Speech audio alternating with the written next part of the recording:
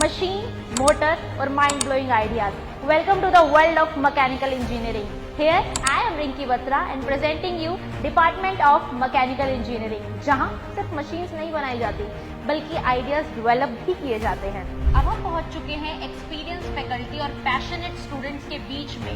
Mechanical engineering क्या है वो जानेंगे समझेंगे। हमारे साथ मौजूद हैं प्रोफेसर डॉक्टर राज, जो बताएंगे क्या मैकेनिकल एक्चुअली फन है या टफ है। सर पहले तो बहुत बहुत स्वागत है। थैंक यू जी।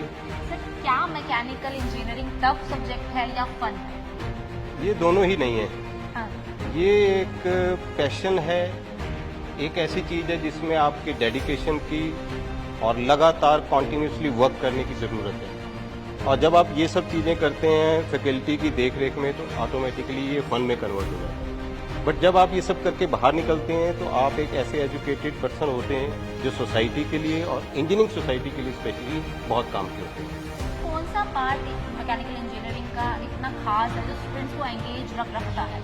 देखिए, हमारे करिकुलम के हिसाब से और अदरवाइज किसी भी सिस्टम के हिसाब से इसको बड़े हिसाब से 40-60 की रेशो में कन्वर्ट किया है, जिसमें हमने थ्योरी और प्रैक्टिकल पार्ट्स को बिल्कुल मिक्स करके रखा है। जो बच्चे थ्योरी में पढ़ते हैं फिर उसी को ही आके प्रैक्टिकली एप्लीकेबल करते हैं सो दैट कि उनको समझ में आए कि चीज़ें क्या हैं और कैसे हो रही हैं। तो ये दोनों पार्ट ही बच्चों को प्रॉपरली एंगेज करके रखते हैं। तो क्या हम यहाँ पर चंडीगढ़ यूनिवर्सिटी में स्टूडेंट्स को हैकाथॉन कॉम्पिटिशंस में, गो-कार्ट में, इन सब जगह लेकर जाते हैं, पार्टिसिपेट करते हैं? जी, बिल्कुल बिल्कुल बिल्कुल। ये जो इनका प्रोजेक्ट वर्क है, जो ये 7th और 8th सेमेस्टर, बल्कि आप ये कहिए कि 5th-6th सेमेस्टर ऑनवर्ड शुरू कर देते हैं, वो सारा प्रोजेक्ट वर्क बेस्ड होता है कुछ ग्रुप्स का जो प्रॉपरली हैकाथॉन को फॉलो करता है। अच्छा। उन्हीं सिस्टम से ये गो कार्ट्स बनाते हैं, उन्हीं सिस्टम से ये और दूसरे इक्विपमेंट्स बनाते हैं, HPVC के कंपटीशन में जाते हैं। तो बच्चे हमारे उन कंपटीशन में जाते हैं, पार्टिसिपेट करते हैं, चीज़ें यहाँ बनाते हैं हमारी देख रेख में।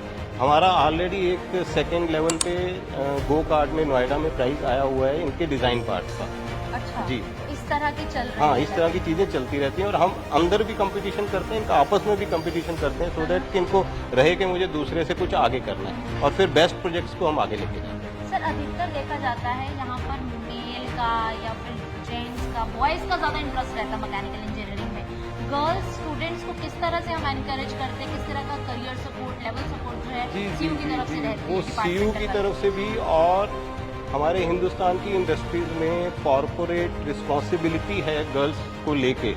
तो जो गर्ल्स, मैं बताता हूँ, हमारे पास जितनी भी 5 या 6% हैं बॉयज़ के कंपैरिजन में, वो ऑलरेडी बेस्ट प्लेस है।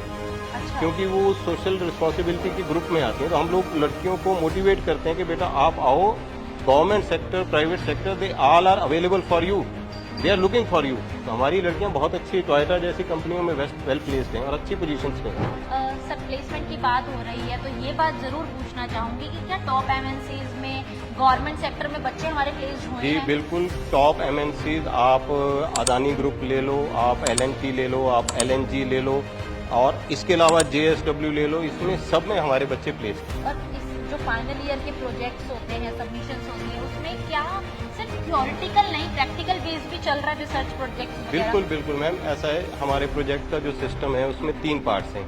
एक पार्ट है पेटेंट, एक है रिसर्च और रिसर्च पेपर और तीसरा उनका प्रोडक्ट। तो आप यहाँ जो खड़े हैं ये सारे वो हैं जो प्रोडक्ट्स हैं। इसके अलावा हम बच्चों को मोटिवेट करते हैं, उनको रिसर्च पेपर लिखने में, फिर डिफरेंट कॉन्फ्रेंसेज में भेजते हैं उनको। पेटेंट अप्लाई, चंडीगढ़ यूनिवर्सिटी का अपना एक प्लेटफॉर्म है जिसमें बच्चों को पेटेंट अप्लाई करते हैं और ये बहुत अच्छे लेवल पे करते हैं काम। ये सारी चीज़ें हमारे प्रोजेक्ट वर्क में कवर होती हैं। सर जब हम एजुकेशन की बात करते हैं तो चंडीगढ़ यूनिवर्सिटी किस तरह से NEP 2020 के तहत अपने कोर्सेज को अलाइन कर चल रहे हैं? बहुत अच्छा क्वेश्चन है मैम। हमारे सारे कोर्सेज मैकेनिकल के और अदर भी NEP के और OBE के तहत कंप्लीटली उनको फॉलो करते हुए जो उनके बायलॉज आए हुए हैं उसी तरह से मैनेज किए हुए हैं। CO, PO, PSO सब लोग हम लोग फ्रेम करते हैं और वही फिर आगे एडवर्टाइज करते हैं। सर हमारी रेप्यूटेड कंपनीज के साथ है जी बिल्कुल। अब मैकेनिकल में डेडिकेटिकली एक प्रोफेसर हैं जिनका ट्रेनिंग एंड प्लेसमेंट का काम है। तो वो ऐसे ही हर डिपार्टमेंट में एक ट्रेनिंग प्लेसमेंट ऑफिसर है जो चंडीगढ़ यूनिवर्सिटी के CRC डिपार्टमेंट के साथ अटैच है। तो जितनी भी इनकी इंटर्नशिप्स हैं वो सब उसके थ्रू होते हैं। और इसके अलावा जब हम प्लेसमेंट की बात करते हैं तो ट्रैक रिकॉर्ड हमारा क्या कहें कि मैकेनिकल इंजीनियरिंग का Chandigarh university institute of engineering में मैकेनिकल इंजीनियरिंग का 100% प्लेसमेंट। 100% प्लेसमेंट। देखिए सर ने बता ही दिया कि किस तरह का ट्रैक रिकॉर्ड यहाँ पर बच्चों को मिल रहा है। अब चलेंगे उन्हीं पैशनेट स्टूडेंट्स के बीच में जिन्होंने प्लेसमेंट हासिल की है और हाल ही में उनकी एक रेप्यूटेड कंपनी में जॉब प्लेस हुई है। अब हम पहुंच चुके हैं उन ब्रिलियंट माइंड्स के बीच में जिनका दिमाग जितना किताबों पर चलता है उससे कई अधिक मशीन के गियर्स पर दौड़ता है। मेरे साथ मौजूद है पंचकुला के तुषार, जिनकी हाल ही में बेंगलोर की इनक्राफ्ट कंपनी में जॉब लगी है। पहले तो बहुत बहुत कांग्रेचुलेशंस आपको। तुषार, कैसा रहा एक्सपीरियंस? क्योंकि अब आप फाइनल ईयर में, अब आप हाल ही में अब आपकी रिक्रूटमेंट हुई है और अभी आप प्लेस भी हो चुके हैं। कैसा रहा ये सब experience? It was a very good experience ma'am. All the 4 years जिस चीज़ के लिए इतना प्रेपरेशन किया, इतनी एफर्ट्स लगाए, कभी कुछ कर लिया, कहीं पे स्किल डेवलपमेंट कर लिया, कहीं कोई कोर्स कर लिया, now it all feels like कि वो एक जिस पिनिकल पर पहुंचना था उस तक पहुंचने की एक और उम्मीद दिख गई है। You have to be successful.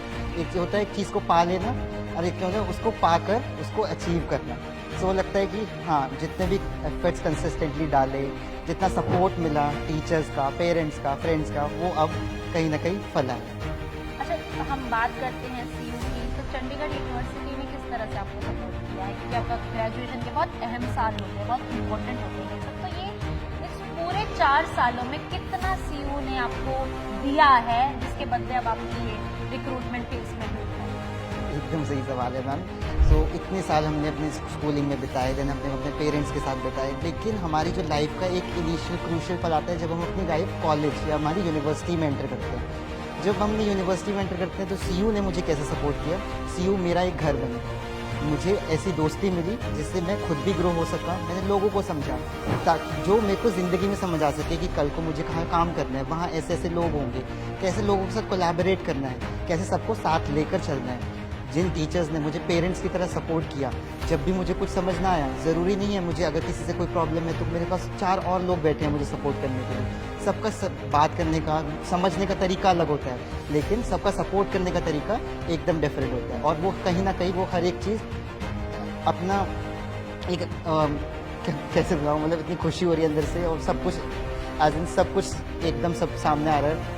जैसे 4 साल का पूरा था वो सारी चीजें अब सामने आ रही है। जैसे किताब खुल चुकी है, it is everything like that. मेरे को हर एक टीचर की शक्ल याद आ रही है, हर एक फ्रेंड की शक्ल याद आ रही है, लैब्स की याद आ रही है जहाँ प्रोजेक्ट्स बनाए हमने। So it was a wonderful journey and thanks to all my CU family and I'll be forever grateful to them.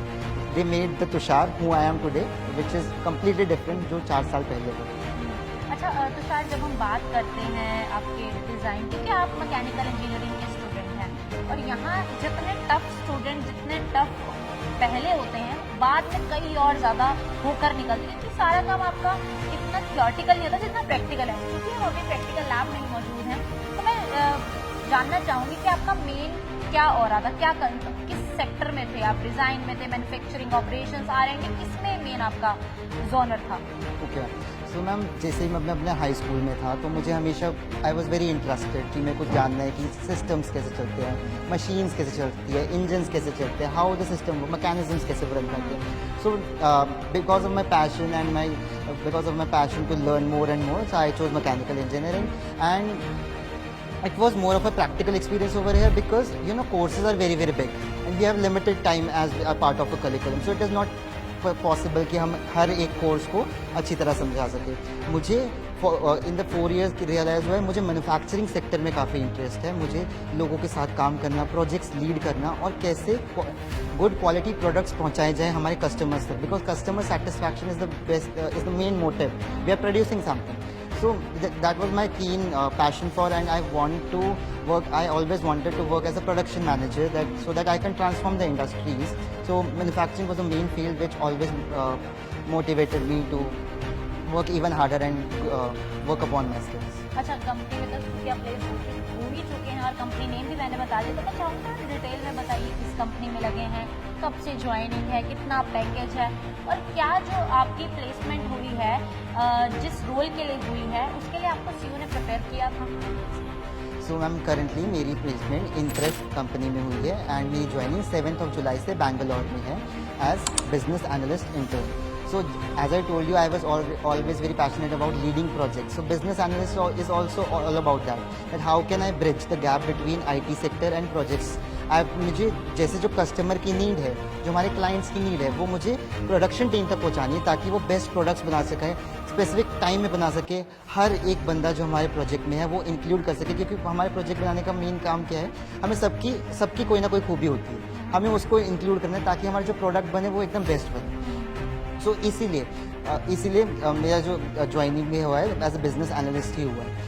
अब CU में हमारे करिकुलम में क्या है, हमें हर सेमेस्टर एक प्रोजेक्ट बनाना होता है, एंड सिंस हमें जो प्रोजेक्ट है वो एक पर्टिकुलर ड्यूरेशन में कंप्लीट करना है, एंड वो प्रोजेक्ट हमारा चलना भी चाहिए, हमें रिपोर्ट्स भी बनानी है, everything should be done as well as timely. हमें टाइम से तो पूरा करना ही है और हमें बेस्ट प्रोडक्ट बना के देना है ताकि हमें हमारे ग्रेड्स भी अच्छे मिले और हम समथिंग डिफरेंट कुछ क्रिएट कर सकें। सो it was like also training ground for me. जैसे हम प्रोजेक्ट बनाते हैं तो हमारे पास एक टीम होती है, there are different team members, सब कोई किसी चीज़ में अच्छा है, कोई किसी और चीज़ में अच्छा है, तो हमें उन सब चीज़ों को एक साथ लेकर आना है ताकि हम बेस्ट प्रोडक्ट बना सके within the stated times. Budget का भी ध्यान रखना है हमें। That is all about business analyst, and what I think is the support which I got from my department is was this only that after every 15 days we were supposed to report to our department that this much हमारा project complete हो चुका है। तो उसी वजह से वही आदत हमें पड़ी, तो वही अभी जो काम करना है, तो इट वॉज लाइक पहले से थोड़ा ट्रेनिंग मिल गया, so now we have to demonstrate it in the company. अच्छा, जब हम मैकेनिकल इंजीनियरिंग की बात करते हैं तो ऑन द कैंपस भी कई इंडस्ट्री सेशंस हुए होंगे, तो क्या आपने वो अटेंड किए थे, हैकाथॉन्स वगैरह दूसरे किए थे आपने attend? Yes, ma'am. As mechanical engineering is concerned, we are always like we have to change the industries. Solutions तो हमारे पास हमेशा से ही है, लेकिन हम क्या नया चेंज ला सकते हैं ताकि जितने हमारे पास रिसोर्सेज हैं हमें अपनी फ्यूचर जनरेशन के लिए भी बचाने हैं, और अगर हम सेम चीज़ यूज़ करें तो कहीं इनोवेशन कहाँ आ रही है। तो mechanical was all about that. So हमारे पर्टिकुलर डिपार्टमेंट में we have our coordinator sir, and Raj sir was also there, and he was always passionate in learning new technologies, कैसे नई नई टेक्नोलॉजीज जो मार्केट में आ रही है जो हमें एज एन इंजीनियर लर्न करनी चाहिए, बिकॉज कल को जो पूरी सोसाइटी का ध्यान रखना है, एज इंजीनियर्स हमें ही रखना है, हमें ही प्रॉब्लम सॉल्व करनी है। तो ऐसे ही हमारे पास इंडस्ट्री एक्सपर्ट सेशन हुए थे हमारे पास। Then we were always there were also sessions in which हमें न्यू तरह के सॉफ्टवेयर सिखाए जाते थे, that how can we create new designs, और ऑल्सो डिज़ाइन तो हमने बना लिया, हम उसको टेस्ट भी पहले से करके रखते हैं ताकि किसी कस्टमर को ना बोलूँ। तो we had industry sessions, and then we have guest lectures also from lecturers from different universities. Foreign university से भी हमें गेस्ट आए हैं, वो हमें एक्सप्लेन करते थे कि इंडिया के अलावा भी टेक्नोलॉजीज़ कहाँ रैपिडली ग्रो कर रही है, and world wide mechanical engineers किस चीज़ में फॉलो कर रहे हैं। मोर ओवर हमारे डिपार्टमेंट में प्रोफेशनल सोसाइटीज़ भी जिनका मैं पार्ट भी था, American society of mechanical engineers ASME was there, and वो सेशन हमेशा हमें यही बताता है कि नई नई कौन सी टेक्नोलॉजीज़ आ रही हैं। वी हैव उसी हमारी सोसाइटी में हमारे सर्कुलर्स निकलते हैं, हमारे न्यूज़ लेटर्स निकलते हैं, ताकि हमें पता चलता रहे कि हम सिर्फ यहीं पे नहीं है, हमें हर जगह का ध्यान रखना है कि वहाँ भी क्या क्या हो रहा है, कौन सी नई टेक्नोलॉजी आ रही है। तो it was all that which made us कि हमें लिमिटेड नहीं रहना कि यहाँ इतना पढ़ाया, वो बुक पढ़ा, PPT पढ़ी, नो, बट हमें एज एन इंजीनियर हमें एक्स्ट्रा नॉलेज प्रैक्टिकल एक्सपीरियंस भी होनी चाहिए। मेरा वेरी लास्ट क्वेश्चन आपसे यही है, कभी मैकेनिकल इंजीनियरिंग जब आपने सोची थी कि आपने करनी है, अब जब 4 सालों के बाद खुद को देखते हो तो कोई एक रिग्रेट होता है, डाउट था कि भाई नहीं मुझे नहीं एमए में आना चाहिए था? कैसे देखते हो इस पूरे 4 सालों को? To be very honest, doubt was always there, but when I just joined the university, it was always like a big dream that mechanical is something which people usually don't go these days because the industry is not rapidly growing.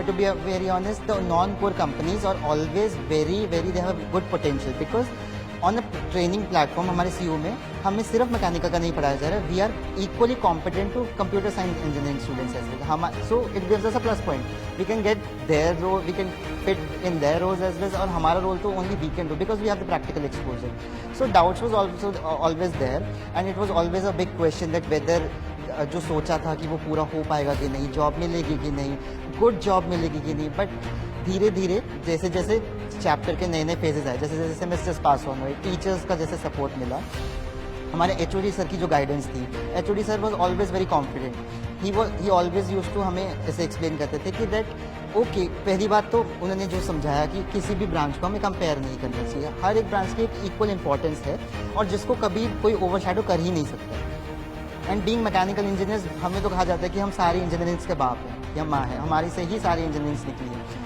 सो हमें हर तरह की training दी गई, तो it was always there. उन्होंने कहा ये तो डरने की जरूरत है नहीं कि जॉब मिलेगी कि नहीं, इतनी ट्रेनिंग प्रोवाइड की गई है कि हम हर इंडस्ट्री में सेटल हो ही सकते हैं और हम जहाँ भी जाएंगे अपनी एक छाप छोड़ कर ही जाएंगे। Because you are engineers. Yes, तो देखा आपने, सुना आपने कि चंडीगढ़ यूनिवर्सिटी में यहाँ पर सिर्फ ग्रेजुएट्स नहीं निकलते हैं बल्कि फ्यूचर इंजीनियर्स निकलते हैं। अगर आप भी सोच रहे हैं, इस चीज़ की तलाश में है कि आपके कैसे एक शानदार तरीके से ट्रांसफॉर्मेशन जर्नी हो, C U is the place to be. Thank you for watching. मिलेंगे नेक्स्ट एपिसोड में।